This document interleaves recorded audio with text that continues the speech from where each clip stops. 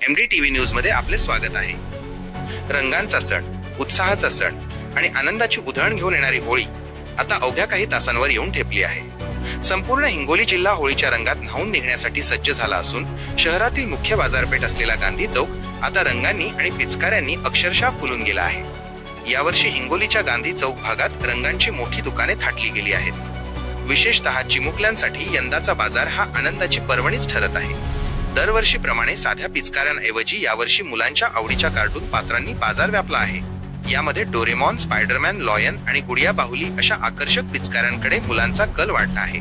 तर बॅकपॅक म्हणजेच पाठीवर पाण्याची टाकी अडकवता येणाऱ्या बंदुकीच्या पिचकाऱ्यांची मोठी विक्री होताना दिसत आहे। होळीच्या सणाला जेवढे महत्त्व रंगांचे आहे तेवढेच महत्त्व गाठी आणि बत्ताशांचे देखील असते। गांधी चौकात सध्या साखरेच्या पांढऱ्या शुभ्र गाठ्या, बत्ताशाची गाठी आणि सुक्या खोबऱ्याच्या माळांनी दुकाने सजली आहेत। सणासुदीच्या निमित्ताने ही गोड खरेदी करण्यासाठी नागरिकांची मोठी गर्दी गांधी चौकात पाहायला मिळत आहे। तर ही होती हिंगोलीच्या बाजारपेठेतील होळीची लगबग। अशाच ताज्या घडामोडींसाठी पाहत रहा MDTV न्यूज चॅनल।